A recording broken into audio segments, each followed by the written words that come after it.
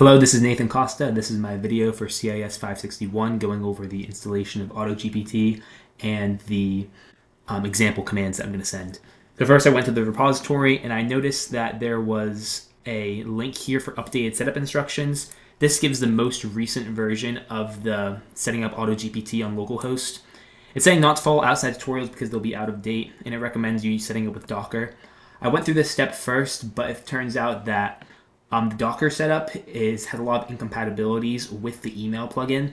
So I could get the base AutoGPT agent to be running, but to use the email plugin, it was easier to go ahead and just install an older version. So I can bring that here. So I clone the repository, and then I checked out an older version, which I saw in some of the tutorials linked. This was a stable version that could use the email plugin, version v0.4.7.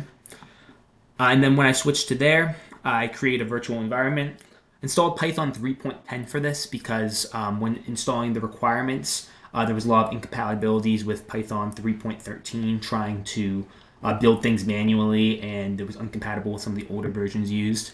So using Python 3.10 was the version some of the tutorials used, so that's one I went with. I went ahead and made the virtual environment with Python 3.10, confirmed that was the version. And then again, just to I was really going through some dependencies, so I wanted to upgrade pip first just to make sure that there would be no issues.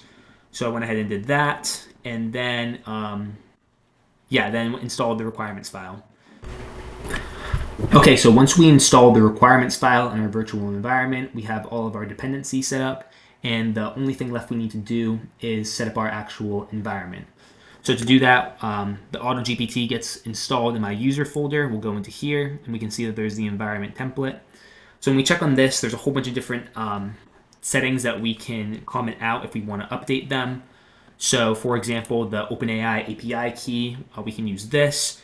And there's a lot of other settings that we don't necessarily need for this project, like we don't care really to configure the temperature of the model, but we also want to use like signify a smart LLM for more complicated tasks and a fast LLM for cheaper.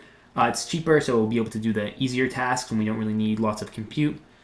So then we copy this environment template to an environment file.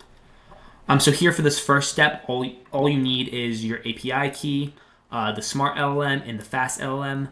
I'm using some older LLMs here because the older version doesn't have the new GPT-5. Even though GPT-5 is available in the API, it's not necessarily going to be compatible without having to change a little bit of the source code. So just to keep things as neat as possible, I'm just going to use some older models. And of course, I have my API key here blurred out for security purposes. So the way I got this API key, I'll just show it off real quick. I went on to OpenAI's API, and then I went to the API platform. And then you can see here, it brings you to the chat by default, but if you click API keys, then you can see that I have one API key that I made for CIS Project 2. So before testing, there's a couple things that we need to do. If we click on the email plugin right here, I'm going to use Gmail, and we have to create an app password. So I created an app password here for AutoGPT, which is a separate password that allows access to my Google account, but only AutoGPT can use it instead of providing my primary password. So I can delete this at any time if I want to revoke access without having to affect my main account. So if we go back to my environment file, we can see that I have some new things added here. The allowed plugin is AutoGPT email plugin. Even though this is different from the name of the zip file or the folder that I showed, it has to be the name of the class. So that's why I have the AutoGPT email plugin here, because that's the name of the email plugins class. And then email address, this is the address of the account that we're going to be sending from. And then this is my app password, which is redacted. And then we have the settings that were there. And I decided to keep on the optional setting that will say that this is sent by AutoGPT. Okay, so to install the email plugin, I went ahead and went on the AutoGPT plugins repository. So it says that the repo needs to be zipped, and we need to install AutoGPT.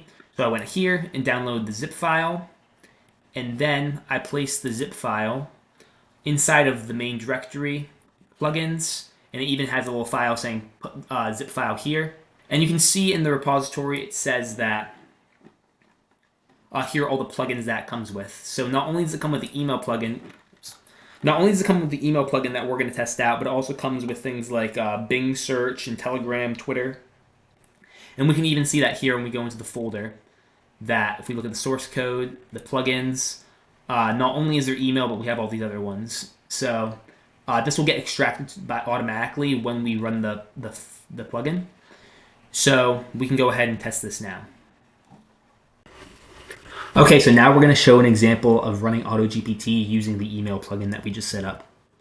So first, let's run AutoGPT again. And now we can see that the same messages about plugins not being found are popping up, but now it makes sense why. When we set up the environment variables, we only set up access to AutoGPT email plugin being allowed. So that's why we see the two plugins found are the email related ones, and the ones related to Twitter or Telegram, those aren't there. But they were included in the main zip file, so that's why we're having these plugin not found errors. So we're going to go ahead and start a new chat, and I have my prompt copied over here so I can paste it. We're going to use the email plugin to send an email to my other email address so we can verify that the sending email works and we can receive it. And then I just made a quick subject line based off of what we saw in the project.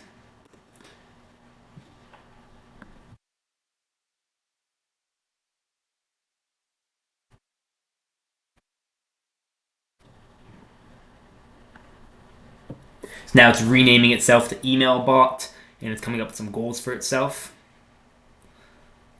So it wants to send the email, subject party time, and the body party at 8 p.m. Friday. So now I'm going to confirm this. And now it's saying that the email was sent to scene8c123@gmail.com. And I just heard my phone buzz, so I'm assuming that means it worked. But we can go ahead and we can check to make sure that worked now. So I'll pull up my email on the other screen. So if you remember, we had 82 Nate Costa. That is the current email address I'm under, 82natecosta@gmail.com. If we look at our sent emails, we can see that, yep, party at 8 p.m. Friday, and then our optional, this was sent by AutoGPT, is there as well. So now if I log into scene8c123@gmail.com, my other account, yeah, I can see I received that email as well. So now we showed that we can send emails. Now we want to see if we can read emails. So I've sent an email to 82natecosta@gmail.com. Now let's see if AutoGPT can read it. And let's start a new chat and then say, read my latest email and output the raw text into a file task2. I'll say task2.txt in the current workspace. So now it gives itself a new name and it's coming up with a new plan.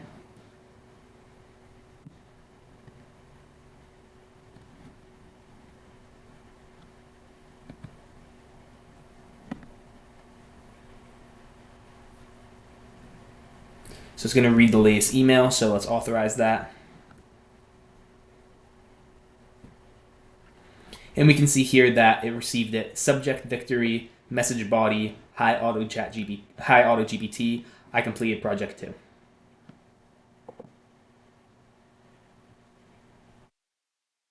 Now it wants to go ahead and write it to a file. So we already proved that I can read emails, but we'll just say yes. And it's written to the file, so we can go ahead and check that now. And if we look at AutoGPT, then workspace, we can see task 2. Yep, from Nate Costa to 82 Nate Costa. Subject victory, hi AutoGPT, I completed project 2. So the last task we want to do now is replying to an email. So let's do one last instance of AutoGPT. And I'm just going to say, reply to my latest email saying, thank you.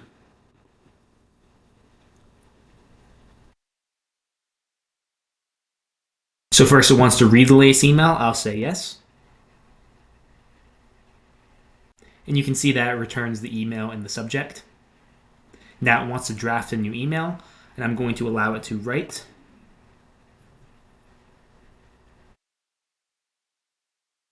It first makes a text file, and then it will use that text file to send the email back. And I'm going to say yes. Now it's responded, and it even gave a little nice extra flair saying, congrats on the successful completion of email 2. And wants to send it, I'm going to say yes. And now it sent that email. And if we check my email, I just got the notification. Yep, we can see the reply just came through.